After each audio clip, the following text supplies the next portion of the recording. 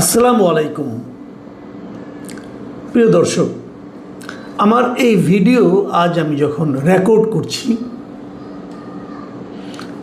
সেই সময় পর্যন্ত খবর হলো যে এনসিপির নেতারা, শীর্ষস্থানীয় নেতারা, তারা হবিগঞ্জ শহরে ঢুকতে পারছেন না।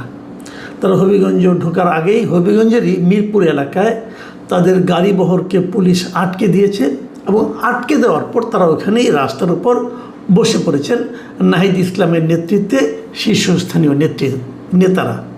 এর মধ্যে বৃষ্টি হয়েছে, তারা বসে থেকেছেন।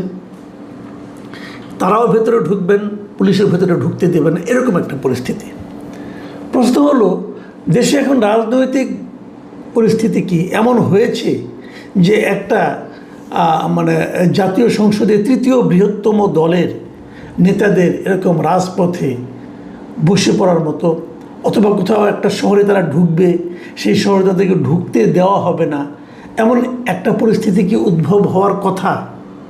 কেন এমন ঘটনাটা ঘটল? আমি এটা নিয়ে একটু কথা বলতে চাই। ঘটনাটা আপনারা জানেন যে গতকালকে যেটা হয়েছিল মঙ্গলবার দিন, তারা সেখানে তাদের যে জুলাই পদযাত্রা, সেই জুলাই পদযাত্রা উপলক্ষে তারা হবিগঞ্জে গিয়েছিল আজকে, ওই গতকালকে। সেখানে তারা মিটিং করেছে। মিটিং করার পর তারা যখন ফিরে আসবে, সার্কিট হাউসে যাবে, তখন তাদের গাড়ির উপর বেপরোয়া হামলা হয়েছে এবং সেই হামলাগুলোর ভিডিও আমরা বিভিন্ন জায়গায় দেখেছি, সোশ্যাল মিডিয়ায় দেখেছি। একাধিক ভিডিও আমারও চোখে পড়েছে, আমার ধারণা আপনারাও দেখেছেন।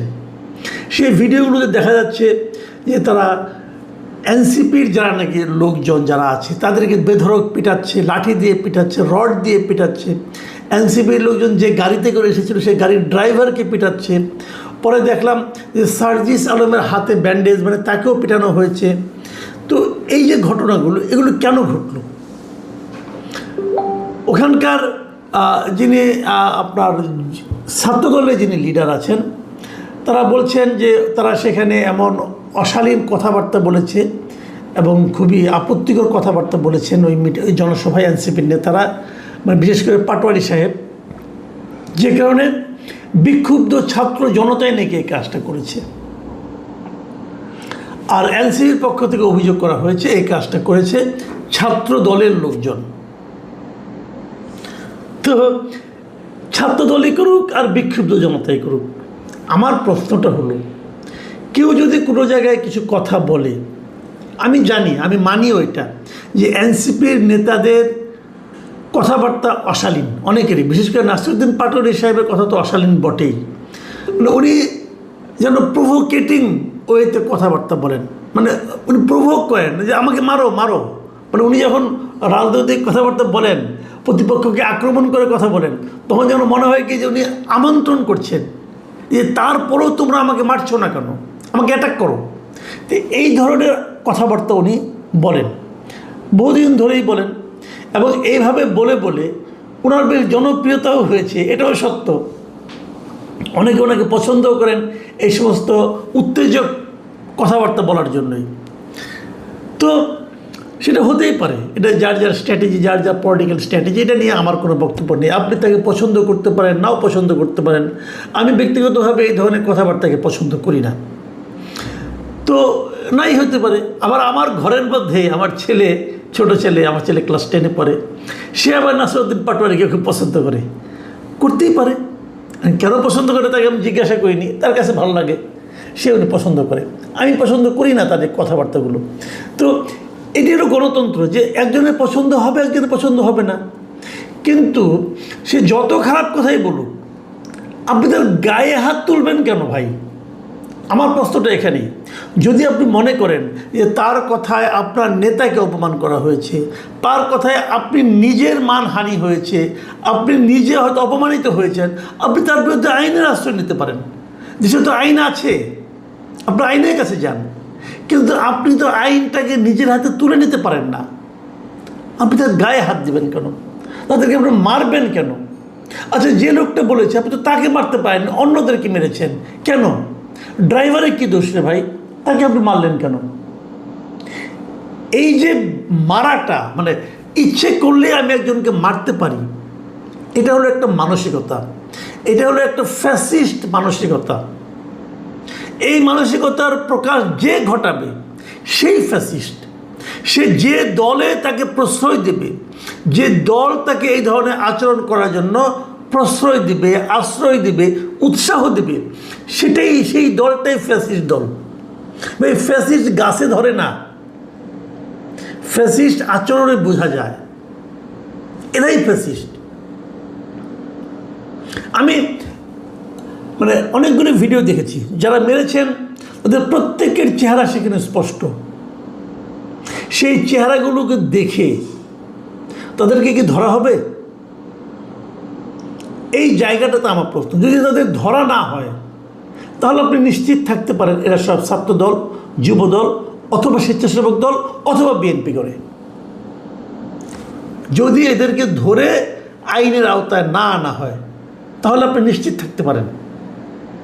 আর যদি ধরা হয় তাহলে বুঝবো, ওই যে প্রধানমন্ত্রী অনেক বড় গলায় বলেছেন না যে উনি আইনের শাসন কায়েম করতে চান, তাহলে বুঝবো যে আইনের শাসন কায়েমের সদিচ্ছাটা আসলে ওনার মধ্যে আছে।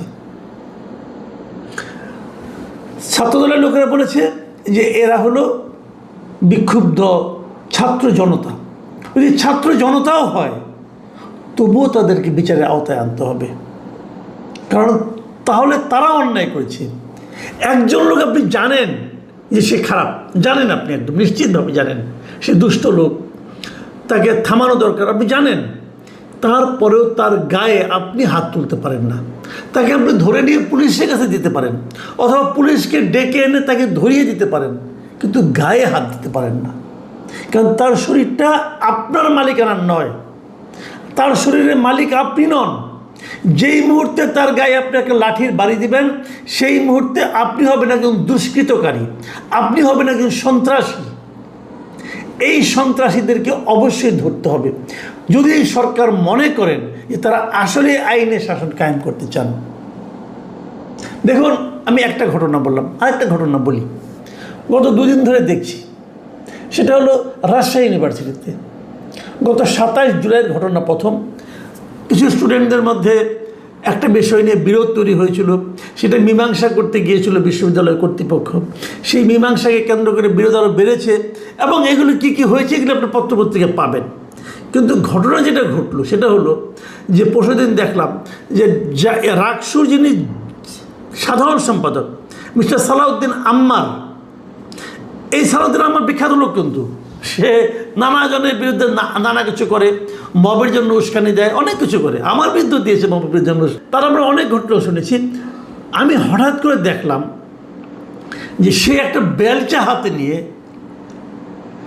একজনকে মারতে যাচ্ছে, চিৎকার চেঁচামেচি করছে, তাকে মারবে, মেরে ফেলবে, অমুক করবে, তমুক করবে। এটা করার অধিকার তাকে কে দিল? সে বিশ্ববিদ্যালয়ের স্টুডেন্টরা তাকে ভোট দিয়ে সাধারণ সম্পাদক বানিয়েছে তাদের ছাত্র সংসদের।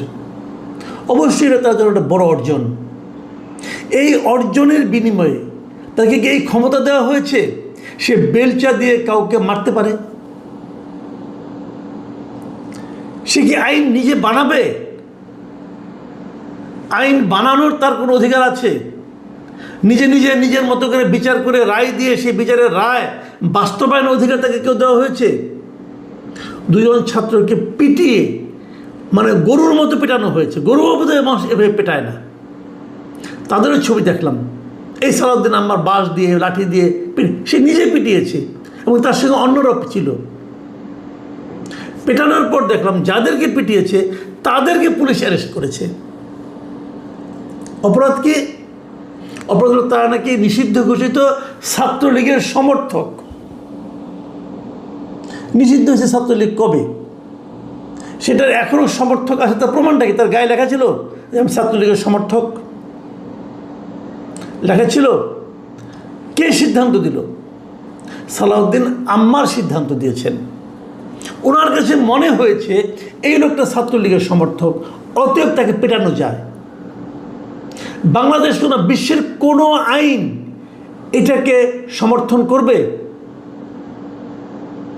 প্রশ্নটা তখনই ওঠে, আমরা কি একটা স্বাধীন সার্বভৌম আইনি রাষ্ট্রের মধ্যে অবস্থান করছি, নাকি আমরা একটা বর্বর রাষ্ট্রে অবস্থান করছি? আইন কি বলে? রাজশাহীতে কি কোনো আইন প্রয়োগকারী সংস্থা আছে? আছে, নাকি তারা ঘুমাচ্ছে, চুরি পরে বসে আছে? এই প্রশ্নটা আমি করতে চাই। সাংবাদিকরা এটা নিয়ে লেখালেখি করেছে। পরে দেখলাম প্রেস কনফারেন্সে সালাউদ্দিন আম্মার এবং তার যে রাকসুর যিনি ভিপি, তারা আবার সাংবাদিকদের বিরুদ্ধে বলছে, তাদের বিরুদ্ধে অশালীন আক্রমণ করছে তারা। তো হয়েছে নাকি, বলছে এরা নাকি মায়া কান্না করছে, এই ধরনের কথা বলছে যে মোস্তাকুর রহমান জাহিদ, যিনি নাকি রাকসুর ভিপি, ছাত্র শিবিরের নেতা। মানে তারা মারবে, পিটিয়ে ফেলে দেবে, সেই কথা বললে পরে হলো ওটা মায়া কান্না। ওই লোকটাকে মানুষটা, কোন দেশে বাস করছি আমরা? তারপর যে মার খেলো তাকে আপনি অ্যারেস্ট করলেন, কি অপরাধে অ্যারেস্ট করলেন আপনি তাকে? এই যে বিষয়গুলো, এগুলো কিন্তু কেবল দেশের মধ্যে না, দেশের সচেতন মানুষের মধ্যে না, এগুলো কিন্তু দেশের বাইরেও বিভিন্ন মানবাধিকার সংস্থার কাছে কিন্তু এই মেসেজগুলো যায়। তারা আসলে কি, আজকে দেখলাম একটা ইংরেজি দৈনিকে the Times of Bangladesh Salahuddin আম্মারকে নিয়ে একটা বড় বিশাল একটা ফ্রন্ট পেজে একটা বিশাল স্টোরি করেছে। সেই স্টোরি দেখা যাচ্ছে সে তার ওই বড় বড় চুল নিয়ে পাঞ্জাবি পায়জামা পরে একটা বেলচা কাঁধে নিয়ে সে দাঁড়িয়ে আছে। আর হেডলাইনটা কি, আম্মারস র্যাকলেস রেইন অ্যাট RU, মানে রাজশাহী ইউনিভার্সিটি। মানে রাজশাহী ইউনিভার্সিটিতে আম্মারের যে বেপরোয়া রাজত্ব, এই হলো সেই লেখার শিরোনাম। ইংরেজি লেখা, বিদেশিরা পড়ে না এটা বিদেশিরা পড়ে এদেশের আইন শৃঙ্খলা নিয়ে তাদের কী ধারণা হচ্ছে। রাজশাহী যারা নাকি আইন শৃঙ্খলা রক্ষার দায়িত্বে আছেন, তাদের সম্পর্কে তাদের কত উচ্চ ধারণা হচ্ছে। বিশ্ববিদ্যালয় কর্তৃপক্ষ হয়তো বিশ্ববিদ্যালয় কর্তৃপক্ষের মধ্যে কী করবে, তারা তো নিজেরাই ভয়ে কাঁপে। কতগুলি মেরুদণ্ডী লোক ওখানে বসে আছে, নিজেরাই ভয়ে কাঁপে। এবং এই রিপোর্টটা যদি আপনারা পড়েন, যদি সময় পান পড়ে নিন, ডিটেল কাহিনী আছে আম্মারের অতীত কর্মকাণ্ড সম্পর্কে। সেগুলো পড়লে যে কেউ বলবে এই ছবিটা বরং কম করা হয়েছে, ছবিটাতে কম দেখানো হয়েছে। আমি মাননীয় প্রধানমন্ত্রীকে বলবো যে আপনি আপনার কোন ইমেজটা মানুষকে দেখাতে চাচ্ছেন, আপনি আপনার কোন ইমেজ তৈরি করতে চাচ্ছেন, সেগুলো আমরা একটু বুঝতে চাই ভাই। যে জিনিসটা রাজশাহীতে ঘটছে, যে জিনিসটা হবিগঞ্জে ঘটছে, এ ধরনের আরও অনেক ঘটনা ঘটছে দেশে। সালাউদ্দিন আহমেদ সাহেব জ্ঞানী লোক, আমার কাছে তো মাঝে মাঝে ওনাকে ফিলোসফারের মতো মনে হয়, স্বরাষ্ট্রমন্ত্রীর দায়িত্বে আছেন। ওনারা কি এগুলি দেখেন না ভাই, এগুলি পড়েন না আপনারা? আপনাদের একটু লজ্জা লাগে না? আরেকটা কথা বলি, সেটা হলো হবিগঞ্জে যে গতকালকে ঘটনা যেটা ঘটেছে, এরপর আজকে আবার যে এনসিপির লোকজন সেখানে গেছে, এটা ওরা আমার কাছে একটু বাড়াবাড়ি মনে হয়েছে। মানে এটা হলো কি, ওই পায়ে পা দিয়ে ঝগড়া করার যে ব্যাপারটা, আমার কাছে এটা এরকম মনে হয়েছে।